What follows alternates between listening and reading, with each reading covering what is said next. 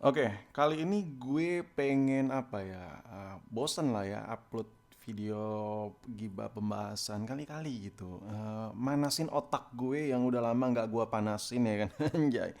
Gue tuh punya ide gila, tapi bukan ide ya, lebih ke diskusi gila aja sih. Gimana kalau seandainya baterai HP, baterai Android, baterai iPhone itu pakai baterai tenaga nuklir? Apakah bisa atau tidak? Mungkin sebagian lo di luaran yang nontonin video ini yang udah tahu sistem kerja reaktor nuklir kayak apa, lo udah tau lah jawabannya. Cuman di sini gue bakal ngajak lo buat diskusi dan bantu gue jawab di kolom komentar. Nah, seperti yang kita tahu nih, baterai HP itu Lion, Lipo, gitu-gitu aja, dan kapasiti baterainya itu tergantung dari ukuran baterainya juga ya kan. Dan ini sangat-sangat terlimitasi. Mungkin limitasi ini sudah sedikit di breakdown dengan adanya fast charging. Kalau kita ingat di zaman-zaman tahun 2007, 2006, HP smartphone itu sangat terkendala sekali sama baterainya. Ya, baterainya itu ngedrainnya cukup cepat ya, karena transisi dari handphone yang biasa aja yang tahu-tahu layar udah full view, sekarang ngerekamnya juga bisa full time kayak 720 yang dimana itu lebih cepat bikin baterai drain. Nah, di tahun 2006 2007 itu HP pada saat itu belum capable banget, dan aksesoris di luaran sana tuh nggak ada tuh yang kayak fast charging, adaptive fast charging, super fast charging, quick charge, apalah whatever lalu panggil lah ya. Dan sekarang tahun 2024 pada saat video ini dibuat, nah masalah capacity baterai itu masih bisa diakalin dengan adanya hadirnya fast charging. Baterainya habisnya cepet, tapi ngecasnya juga cepat. Jadi nggak terlalu masalah. Nah, tapi gimana kalau ada ide gila orang di luaran sana ya, bukan gue tepatnya ya. Gue di sini cuman pengen manasin otak gue aja karena bete hebat gitu upload HP sinematik HP gini kebahas HP kali-kali gitu, manasin otak gue dan mungkin manasin otak kalian juga. Nah, gimana caranya? Gimana kalau kita ngebayangkan handphone itu pakai baterai tenaga nuklir? Anjay, nuklir nggak tuh pembahasan kita kali ini? Oke, seperti yang kita tahu di luaran sana banyak negara yang udah pakai pembangkit listrik tenaga nuklir, kapal selam tenaga nuklir, kapal induk tenaga nuklir. Is there any aircraft out there pakai tenaga nuklir? No, no. Tapi sempat dikembangin pesawat pakai tenaga nuklir, tapi itu udah tahun lampau lah. Kalau aku cerita masalah itu juga kayaknya bakal sejam lebih kali video ini. Nah, intinya gini, kita bakal coba diskusi. Intinya pembangkit listrik ada yang pakai tenaga nuklir. Kalau gitu kenapa nggak baterai aja pakai tenaga nuklir? Kan pembangkit listrik aja bisa pakai tenaga nuklir, kenapa baterai nggak bisa? Oke, gue coba jelasin dulu kali ya. Gue buat video ini sekalian bantu putar otak kalian juga. Siapa tahu ada insinyur insinyur terdalam yang nonton video gue ini dan bantu jawab ya kan. Nah, kalau kita tahu cara kerja, kita mulai dari nggak usah pembangkit listrik, yang simpel aja dulu ya, yang agak-agak berat lah. Mungkin kapal induk atau kapal selam pakai tenaga nuklir. Kita cari tahu dulu nuklir itu jadi tenaga kinetik tuh kayak apa sih? Karena kalau udah tahu prinsip kerja jadi tenaga kinetik itu bisa diolah jadi tenaga listrik juga. Nah, yang pertama kita ada reaktor nuklir ya. Di dalam reaktor nuklir ini ada uranium. Ada uranium. Ini gue gambarnya asal aja ya. Ini uranium. Uranium 235 misalnya. Nah, ini uranium, dan di sini ada control rod. Gue bilangnya CR aja. Nah, control rod ini fungsinya untuk ngatur tingkat reaksi si uranium. Nah, karena ini nuklir, kalau gitu bisa meledak dong bang si nuklir ini ya. Kalau kita pakai bahan bakar misalnya di kapal itu pakai tenaga nuklir. Jawabannya tidak semudah itu, Ferguson. Karena bahan uranium yang ada di reaktor nuklir uranium 235 ini itu diperkaya cuman sampai hampir 5% atau tepatnya 4,5%. Sedangkan untuk bom peledak itu kadar uraniumnya sampai di 99. Minimum requirement-nya 99. Jadi dari 4,5 sampai 99 ini jauh banget. Banget, pakai banget. Jadi apakah reaktor nuklir yang ada di kapal selam, kapal induk gampang meledak, meledaknya kayak bom atom bus gitu? Jawabannya tidak, karena tidak sampai 99% kandungan uranium yang diperkaya. Nah, Jadi ini dalam reaktor nuklir ini ada control rod, ada uraniumnya sendiri. Cara kerjanya sampai jadi listrik tuh gimana? Sampai jadi tenaga kinetik. Nah, di sini ada heavy water di dalamnya. Nih, anggaplah ini kayak ember. Ember di sini, ini ember. Di sini ada uranium, bisa dinaikin turun pakai control rod. Nah, diisi sama air. Tapi airnya ini bukan air biasa. Ini heavy water. Kalau air biasa, kadar mendidih terlalu cepat dan reaksi fusinya jadi terlalu cepat juga. Heavy water ini fungsinya untuk sedikit menghambat aja, tapi lebih memperhambat dan memperharus reaksi. Makanya pakai heavy water. Ini gue singkat aja. HW. Nah, di sini isinya heavy water. Nah, di sini ada, ya gue persimpel aja kali ya, kayak chamber yang isinya air. Nah, heavy water ini jadi panas karena dari reaksi nuklir ya. Set, hawa panas ini dimasukin boy. Hawa panasnya jalan, masuk. Tapi nggak digabung sama si air ini bersirkulasi. Nah, karena dia panas, hawa panas ini bikin air yang ada di chamber ini jadi ikut panas. Tapi bukan dibiarin nguap. Hasil uapnya itu jadi tekanan. Nah, hasil tekanannya jalan masuk ke turbin. Kalau tekanan uap ini udah tekanan dalam chamber ini udah berbentuk uap dan tekanan padat dikeluarkan, habis itu ngelewatin turbin, otomatis jadi apa boy? Tenaga kinetik, muter. Karena ini udah bisa muter, anggaplah gue gambar turbin ya. Karena ini turbin udah bisa muter, bisa buat gerakin generator. Ya simpelnya dinamo lah, buat gerakin dinamo. Nah, ini udah dapet nih.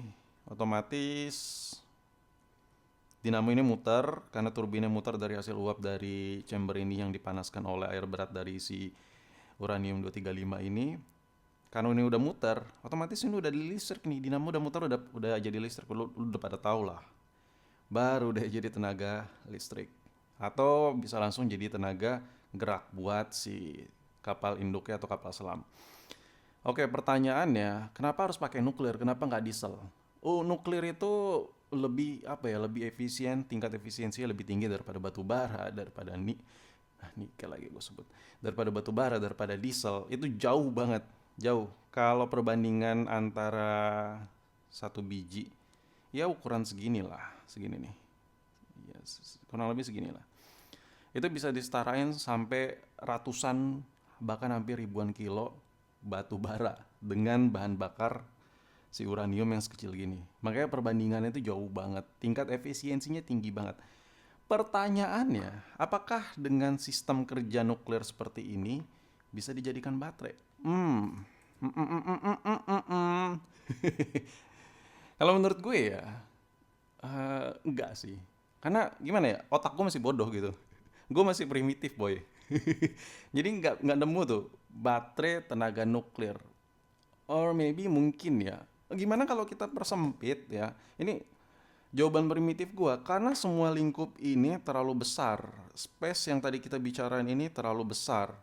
But that's why lu juga bisa ngelihat mesin nuklir itu adanya di mesin-mesin yang raksasa, pembangkit listrik, kapal selam. Kapal selam itu nggak kecil boy, beratnya ribuan ton ya. Terus kapal induk lebih parah lagi, ratusan ribu ton berat ya. Jadi itu bukan sesuatu barang yang vehicle yang benar-benar vehicle kecil yang muat yang capable buat dimasukin ke garasi. No. Makanya kalau seandainya kita switch dengan ruang yang sebesar ini, kita perkecil bu, kita perscale lah, sepersekian ribu lebih kecil atau sepersekian juta ruangannya menjadi sekecil ini. Kayaknya agak mustahil sih. Yang pertama, nuklir itu perlu pendingin kan. Yang kedua, nuklir itu perlu chamber di mana untuk mengumpulkan uap itu jadi tekanan. Kalau seandainya sekecil ini, gua berasumsi misalnya sepersekian mili ini uranium misalnya. Terus di sini sepersekian milinya lagi di sini buat penguapannya ya, pengumpulan uapnya di ini chambernya.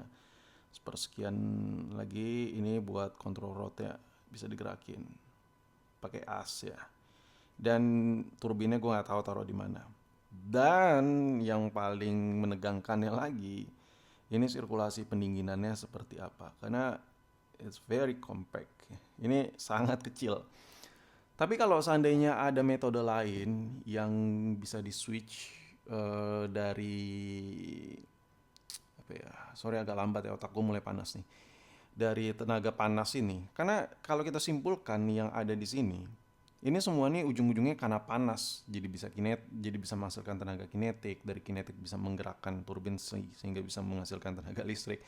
Kalau kita bisa mempersempitnya lagi, nggak butuh sampai ke turbin segala, nggak butuh sampai ke penampungan uap butuh chamber buat penampungan uap jadi tekanan. Ini bakal lebih compact lagi. Exactly, kita bisa. Kalau kita lihat mobil-mobil di Eropa, ada tuh yang namanya di knalpotnya itu dari hawa panas itu jadi tenaga listrik, itu ada. Nah, coba kita taruh, ini udah kita persempit nih. Oke, berarti space-nya jauh lebih kecil lagi nih, boy. Set. Ini udah nggak butuh nih space yang segede ini. Ya, ini udah nggak butuh. Jadi space-nya cuma ini aja nih, kecil nih. Nah, oke. Kalau kita positive thinking, zaman dulu aja komputer tuh segede rumah ya kan, dan itu cuman jadi sebuah kayak ala-ala kalkulator ya kan. Tapi sekarang komputer tuh jadi kecil banget ya. Aduh, udah sekecil ini. Nah, ini udah kita perkecil nih. Apakah dari hawa panas ini udah jadi listrik nih ya? Set, udah langsung jadi listrik. So, apakah ini bisa jadi baterai? Tetap nggak bisa. Karena nuklir ini butuh yang namanya pendingin. Oke? Butuh namanya pendingin. Dan butuh yang namanya buat ngatur, buat gerakin kontrol rodnya. Kalau kita perkecil lagi, set. Ini video ambigu ya. Serah lo mau maki gue atau nggak. Kita perkecil lagi, set ya. Kalau kita lihat buat kontrol rod ini kita simulasiin penggeraknya itu pakai kayak buat kamera flip pop up yang ada di HP Oppo misalnya, yang set kameranya itu bisa keluar masuk gitu. Nah, kita coba analogiin pakai motor itu kan kecil kan buat gerakin kontrol rodnya. Apakah itu bisa? Jawabannya udah bisa. Nah, tapi there's another problem. Problemnya pendinginnya. Kenapa dari tadi gue bilang pendingin? Karena di dalam pendingin ini butuh space. Sedangkan baterai tipisnya semana nih? Tipisnya semana nih, boy? Jadi menurut gue masih belum nangkap gitu otak gue, ya masih belum nangkap antara ruang pendinginnya ini, ruang buat fusi reaksinya ini harus dibikin sekecil apa, ya. Nah, kalau dari hawa panas yang langsung jadi energi listrik itu udah ada, kita teknologi udah ada. Cuma permasalahannya space-nya ini. Dan kadar uranium sekecil itu gue gak tahu karena gue bukan insinyur, profesor, whatever lah. Sampai diciptakan sekecil itu menurut gue masih apa ya,